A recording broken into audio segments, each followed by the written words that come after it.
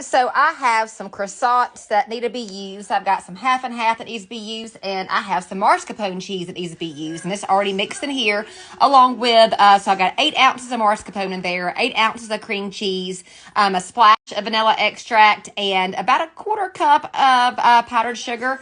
And I am going to stuff it inside these croissants, and I'm going to take some eggs, mix it with this half and half, and I am going to do like a croissant, a stuffed croissant French toast bake. Oh, and I got some blueberries I'm going to add to it too. You know what? Since I don't have to do more dishes, I'm going to repurpose this croissant container as a bowl. I mean, heck, I'm already dipping the croissants in there. So I've got 6 eggs in here. I'm adding 2 cups of half and half. Adding a little bit of powdered sugar and a splash of my vanilla extract.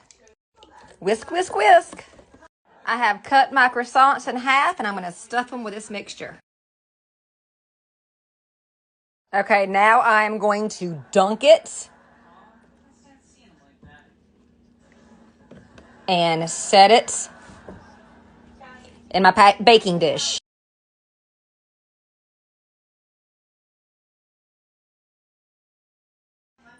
Okay, so I probably should have used about half the amount of half and half in eggs. I still got some left here in my little makeshift bowl.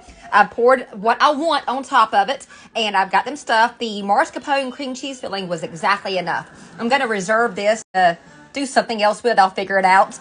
And I am going to cover this up, put it in the refrigerator for a couple of hours, or overnight if you want to, but I'm going to do a couple of hours, and then I'm going to cover it with some blueberries, a couple of cups, and bake it. Stay tuned.